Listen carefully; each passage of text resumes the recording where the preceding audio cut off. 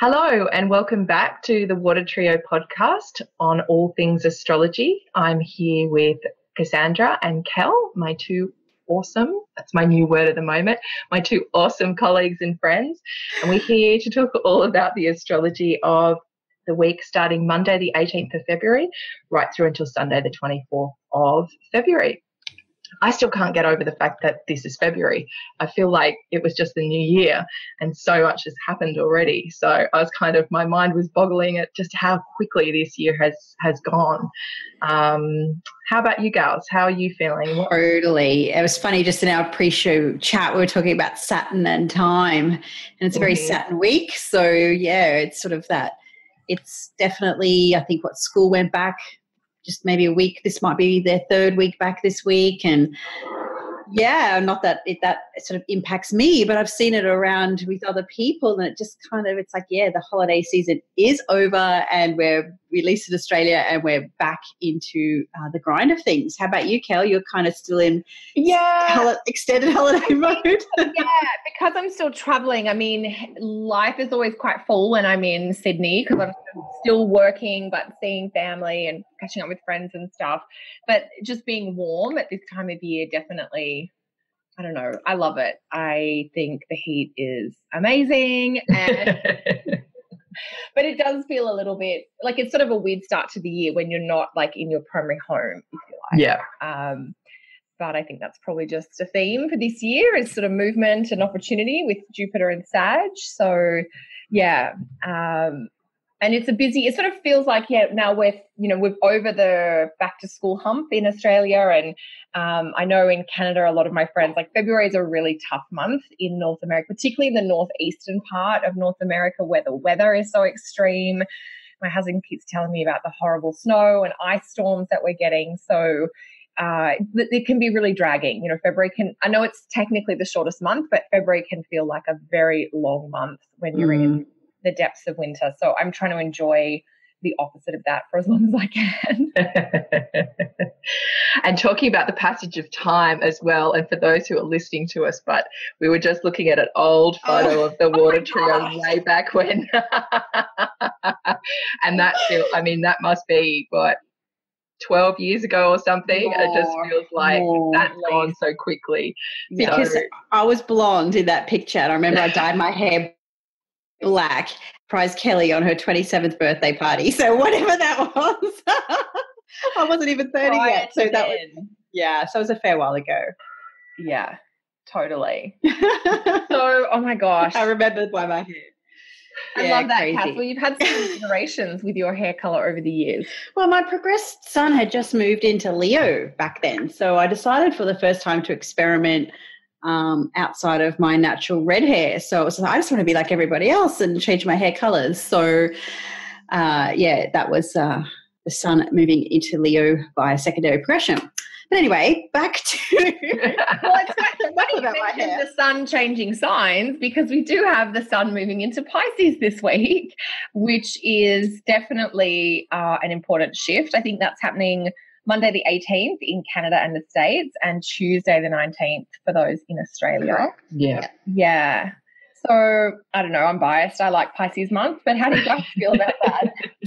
Look, I always enjoy an angular house, being lit up. So, yeah, I do like the Pisces time. It's, at least for Australia, here in Brisbane, which is a hot, sweaty, humid place, we just start to get that kind of little bit of a seasonal, not that we get much season here either, but, the heat of summer just starts to die down.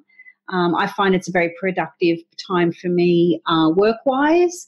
I really noticed a shift in that area of my life because it's the 10th house. So anybody who has Gemini rising will get the same thing. So if you have got some work plans or work things to kind of put some energy and focus into, whatever the Pisces house is for you, it gets a really beautiful light up. And it is going to be an extended energy, your Pisces houses, over the upcoming weeks. So I love it. I've got enough Jupiter to be kind of like an honorary Pisces, so I like it too. Sometimes I feel like space cadet enough to be a Pisces. Yeah, you can totally join. If you have space connect qualities, you can definitely be a Pisces. So that'll be the next 4 weeks. I mean, the whole period of the sun in Pisces is definitely going to help spotlight the Jupiter and Sag piece, because it's sort of bringing the sun out of the signs ruled by Saturn and into a sign ruled by Jupiter. Traditionally, Jupiter is the ruling planet of Pisces. So it's kind of just adding a little bit of extra weight on the Jupiter and Sag piece. Yes. Which I'm always happy to have a bit more on that front, because Jupiter and Sag is bringing us all some gifts and opportunities and adventures this year. So totally. And it just kind of, I think Jupiter's been a little bit overshadowed recently with Aquarius action, with this focus on Saturn. So the sun's movement into Pisces is just bringing a little bit of those hot, moist, life-affirming qualities back to what Jupiter's trying to do for us. So you might start to even see a little bit of a pickup or a lift off, if you like, around what Jupiter's trying to do in your own personal chart. So that's something to look forward to for sure, because Jupiter in Sag is really kind of like the only real sort of innate good thing that we've got going on astrologically right now. So whenever that's getting an activation or a little bit of a lift from another planet, we really do kind of want to hone in on that and, milk that for as much as you can. Yeah, for totally. Sure. And I'm just loving the fact that, it's the sun in a yin sign as well. So it's adding even more to these quietening energy that's been happening as February progresses, So we've got Venus in Cap, we've got Mars in Taurus, Mercury in Pisces, and now the sun in Pisces. So it's like chill, really, and just kind of relax. And, like you were talking about the winter, Chaldean, that in the Northern Hemisphere, it is that feeling here of just grasping those last days of summer. You can feel the evenings are shortening and the mornings are getting darker, and it's like, I've just got to hold on. So it is those days spent at the beach knowing that they're going to end soon, and those times kind of being playful in water while the water's warm enough. Although here in Queensland, I can't really complain. It's kind of warm enough all year, but I know for the rest of Australia, it's definitely a time to make the most of those kind of lovely watery activities with the sun in a water sign. Yeah, that's gorgeous. Sorry, Cass. Totes. And shortly after the sun moves into Pisces, we are going to have the full moon in February, which is going to be very early in the sign of Virgo. Pretty hungry hippo. Hungry. Tell us more about this. Well, just because it's on that first degree. It's, it's at 0 degrees. So for me, full moons are hungry anyway. It's like the moon is drawing stuff off us, drawing stuff away, and, we can give things up and release to them, and we can really choose what we let go of. It's almost like a feeling like a vacuum cleaner in a way. But being on that 0 degree, it's almost like it is a newborn baby who's just wanting to feel, wanting to do things. So I feel like, we've got earlier that day, we've got that Mercury conjunct Neptune, and then we've got that full moon in Virgo. I just feel like small acts of kindness or, compassionate, devotional service kind of things will really suit that day. Being able to give ourselves fully to that Virgo energy of doing things for helping others and helping make the world a better place, bringing in that really compassionate side of that Pisces energy as well with Neptune there. What about you girls? Yeah, look, I do think the moon in Virgo, the full moon in Virgo, which is the 19th and the 20th, just depending on where people are, it's very much about looking for some sort of productive or tangible outlet. So, I always see as like the Virgo full moon is like grounding that Pisces energy into some kind of, practical offering. Like, I'm doing this thing to help you or to serve you or even maybe to heal you. And one of the big buzzwords, Virgo is so much about being productive. It's often about getting things done. But the Virgo full moon is like, you kind of have to know why you're doing that. You want to make sure that there is some inspiration behind it if we bring in the sun in Pisces at the same point in time. And for all of you, watching with your charts at home, definitely just check out where you have 0 Virgo in your chart, which is just going to be such a spotlight area of your life at this particular time. Yeah, because Mercury does rule that full moon. So it is really aligning the mind and the heart together to make sure that what we're doing is actually coming from a pure place, not from a place of ego. I normally love the moon in Virgo. I find that that's really a time to get things done and productive and, tick off my to-do list. So I guess that this will be potentially that in Superdrive, but there'll be more purpose behind it and more passion, like alignment with, that compassionate and generous and kind nature of Pisces. Totally. What about you, Cass? What are your thoughts on the full moon in Virgo? It is conjoined Regulus. I was like, I was going to mention Regulus. I'm a bit of a fan of a fixed star or 3. But before, I want to say this so we don't forget, because it's kind of,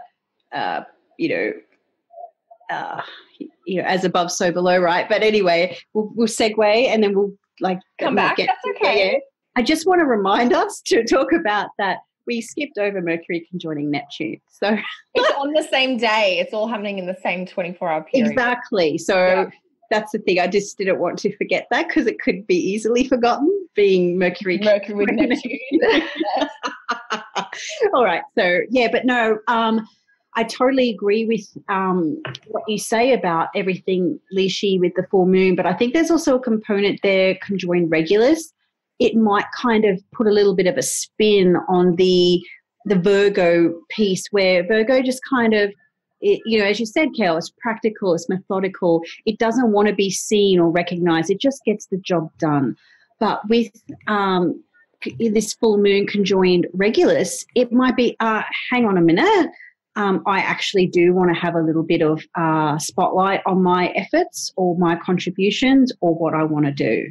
So it might be a little bit of an opportunity for the Virgo part of you or the Virgos out there just to be seen and get that recognition or step into their own spotlight in some kind of way or be elevated for the service or the productivity that they're actually being contributing to or for. So anyway, that's my little Regulus bit. I think it's might be the avalanche of Virgos where they just are not kind of baby pushed into the corner anymore. They're kind of being drawn out and pushed out and going, I'm happy to do this for you, but I want to be seen or heard or recognised. Or acknowledged for it. Oh. I mean, Regulus is the most powerful star. I think it's second behind the sun or something. It is. Yeah, it's very bright. It generates so much energy, and to have a full moon right on top of it, I think it is really, and Regulus is the alpha star in the constellation of Leo. So remembering that constellations and zodiac signs are a little bit separated. So the star Regulus is like the heart of the lion. It's like this courage, it's power, it's leadership. And I think having a full moon on Regulus is really highlighting where the true power lies. And I think we're going to see a little bit collectively in the news, around that Feb 19, Feb 20 time, we're going to see leaders sort of come out of the woodwork or be seen for who they really are. So it's sort of putting the spotlight on people in positions of power. And that's going to be really interesting to watch and see, I thought this person was in charge, whether it's politics or to do with a particular industry. I thought this was what was going on, but it looks like, there's somebody else who might need to be acknowledged or attended to as well.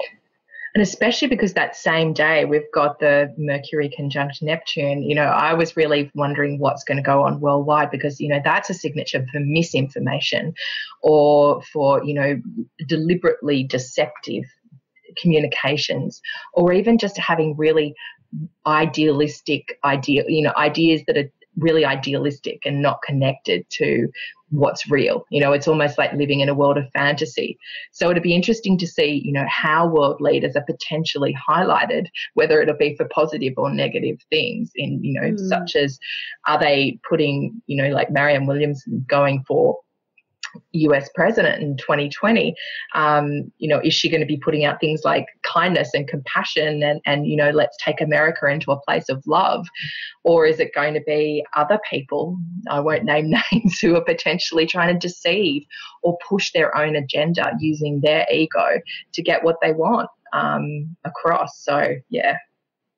That's my I hope it's an opportunity for the underdog to rise up a little bit and go, well, actually, this is what I've been doing, not just saying. The difference between Virgo and Leo sometimes. So, just because the spotlight's on you, Leo, doesn't always mean that things are, there's the famous guy, right? But then there's the entourage underneath that always gets kind of forgotten about. So it's, I guess, time to recognize your entourage or the people that actually support you and help you to get where you're going. Because I guess, even though we go through our periods in life where we can feel very alone, we're actually not. There's always that support network around us. So I see this full moon as a little bit of, supporting or recognizing the underdog, and those people who often go above and beyond without that recognition, whether that's in your own life, at collective level, supporting police or ambulance people or emergency services, because, like at least in Australia, we've got a lot of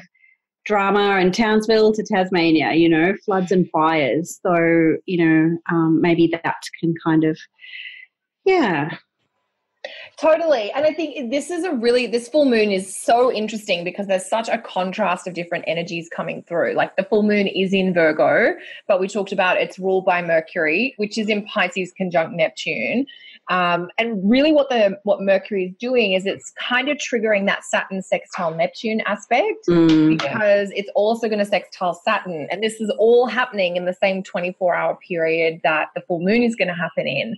So it is this real dance between like Pisces fantasy, Virgo kind of facts and attention to detail versus the Saturn Neptune piece around like the structure and the clarity, which is Saturn, of course, then, like the murky, blurred boundaries, the permeable type stuff of Neptune. So it is I am really intrigued to watch and see, do we get more of the confusion and the deception? Do we get some clarity? How that dance between deception and clarity kind of plays out collectively, but I think we'll also be exploring that individually as well. Yeah, good point, Cal. It's a big week. And it also, I think it's only just 24 hours before that Venus is actually going to be conjunct Saturn as well. So, kind of bringing that energy as well. My image of that, I feel like it's almost like Florence Nightingale.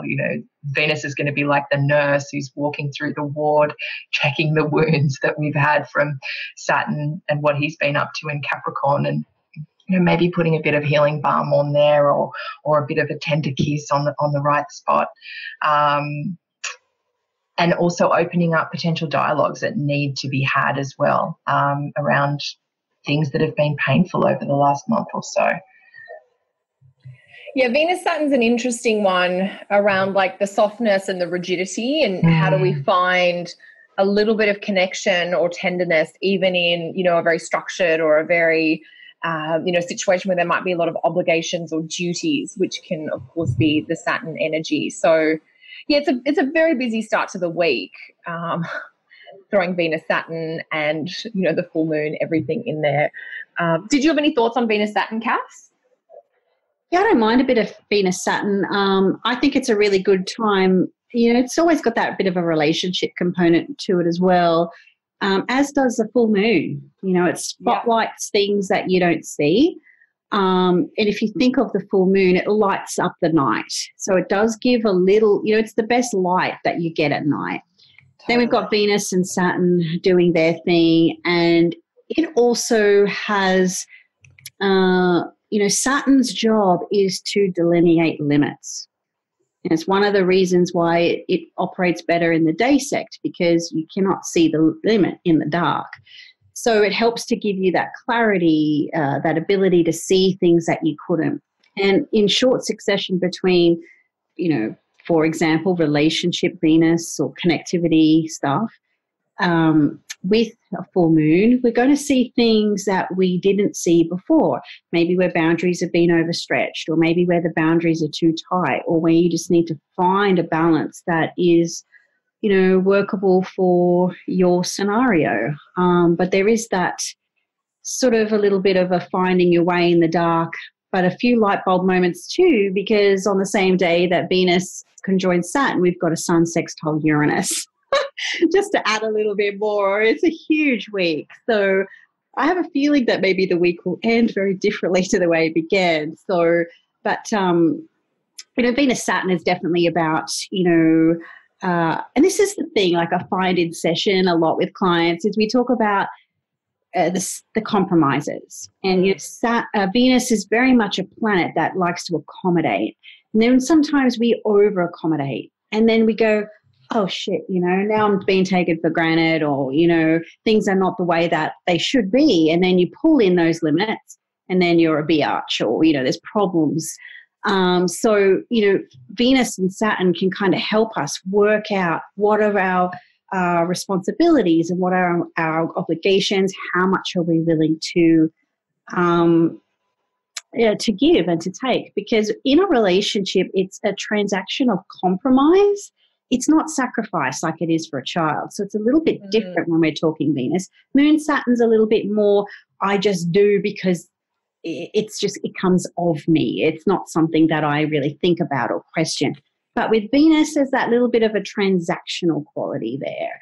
So it will be a nice little bit of a discerning or clarifying element with so much Pisces and Mercury, Neptune, and full moon feels. It'll be a nice kind of counterbalance between what is kind of a little bit foggy or hazy out there right now.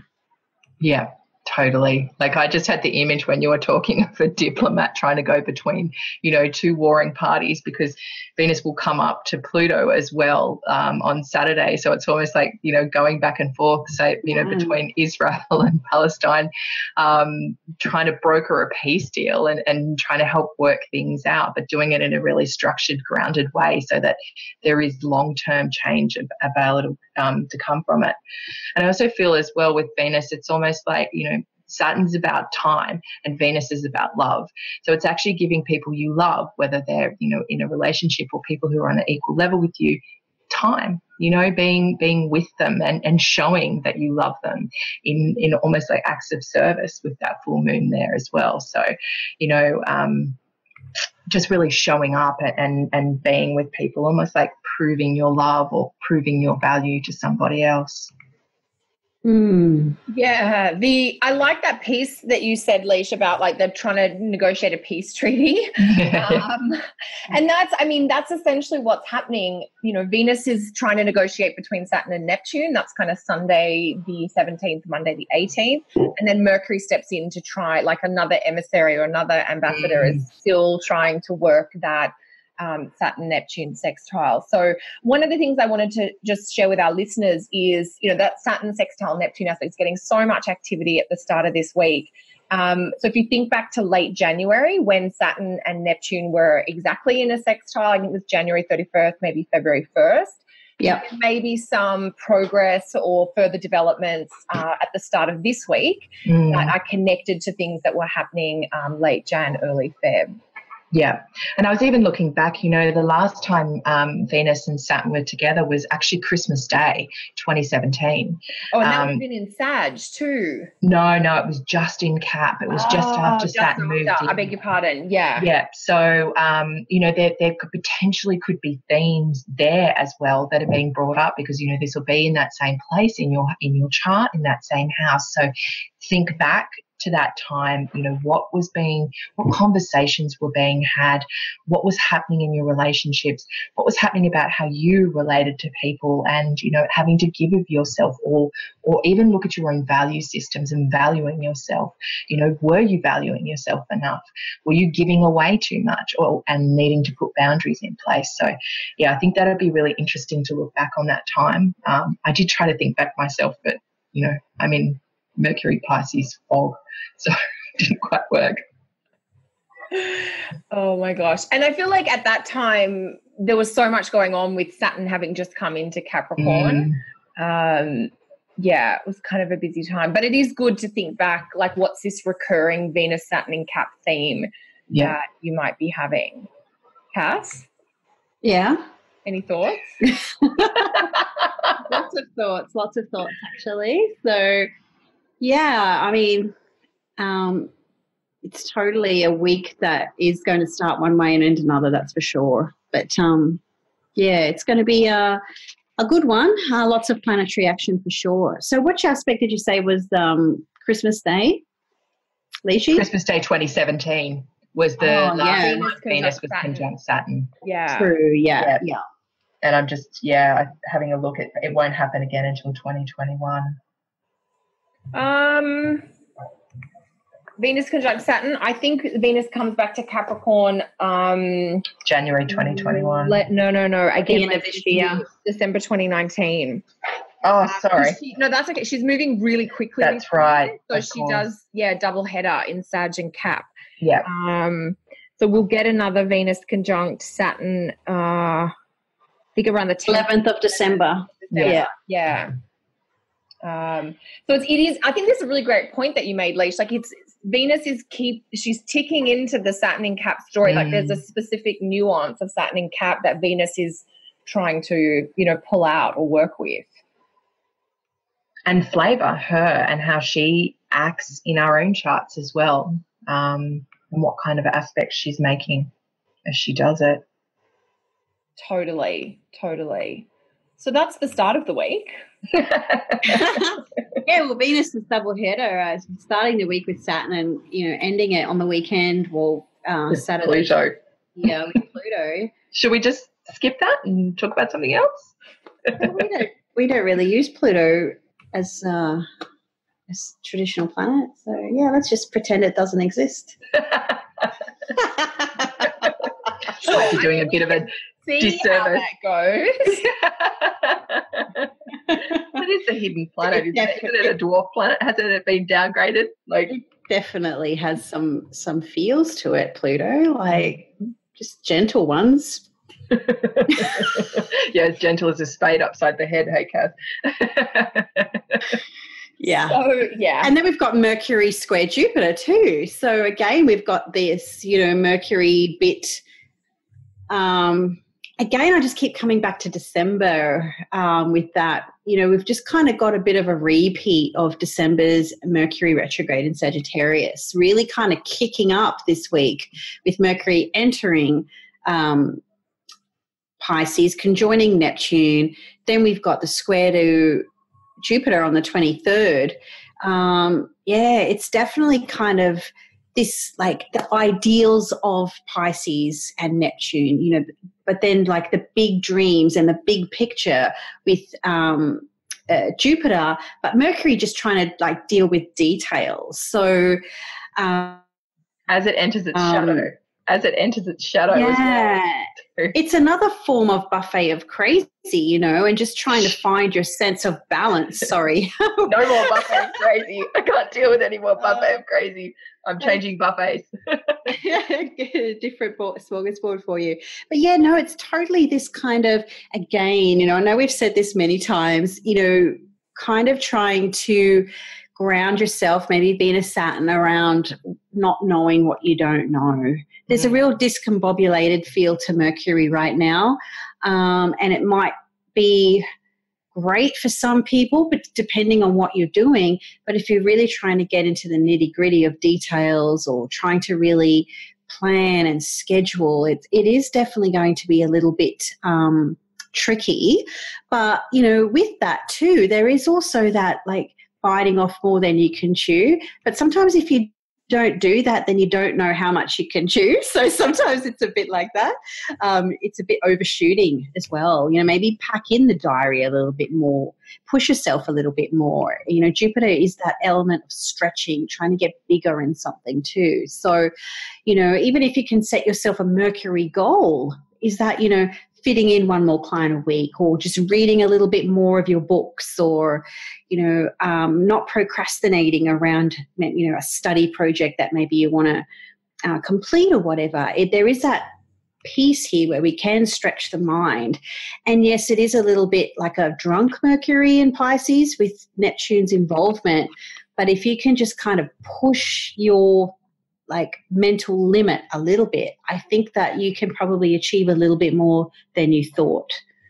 And if you think, so many poets and writers used to do their best work when they were drinking. I mean, you know, they'd go too far, but a lot of them said it was a wonderful way to access the creativity that was possible within them. So especially those that did have, you know, strong Pisces and Neptune stuff going on. So, you know, we do know Neptune loves an addiction.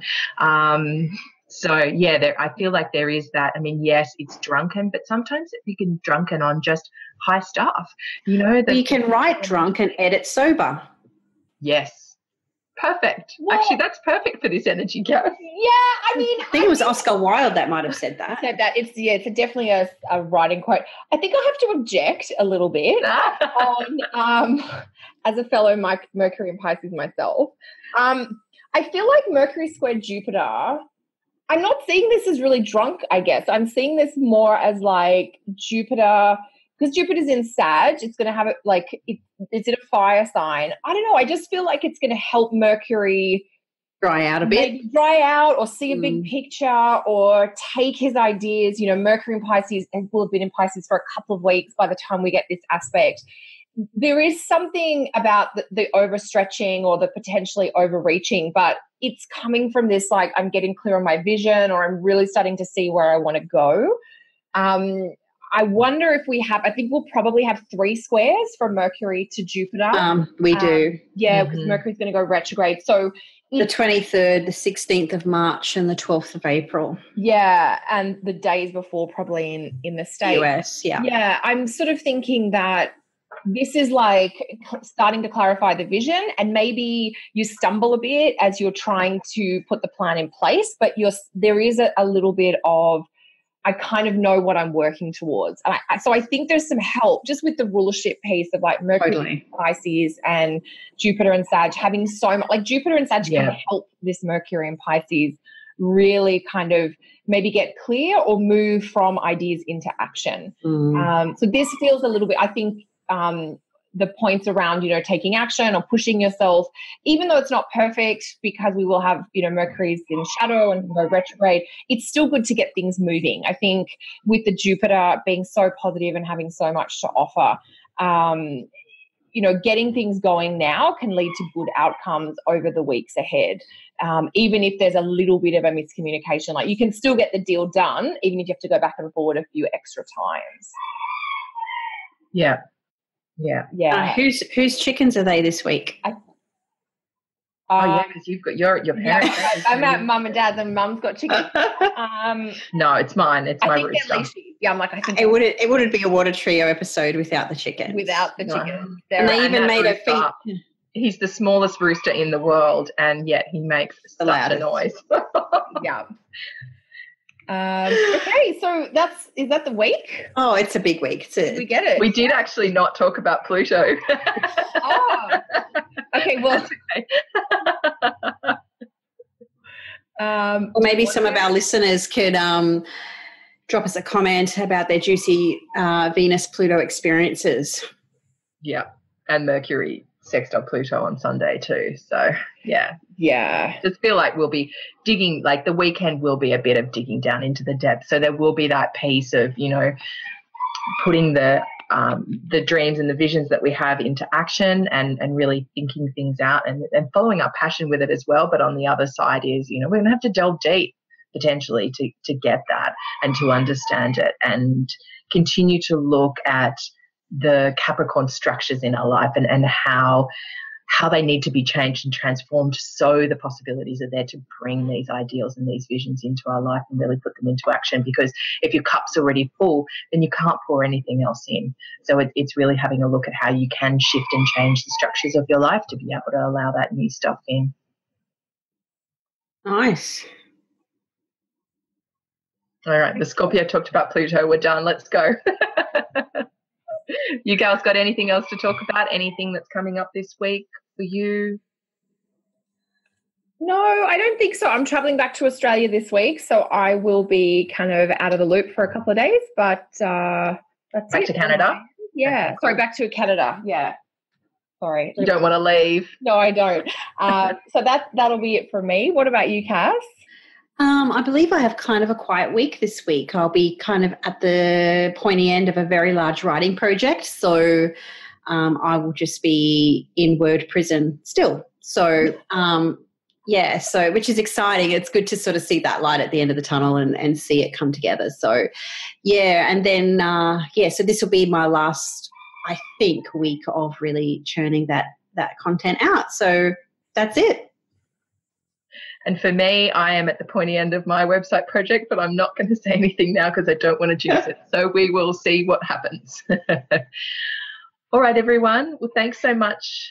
Hope you enjoyed the episode, and stay tuned for our next one. Bye, girls. Bye. See you, Alicia. See you, Kel. Bye, gals.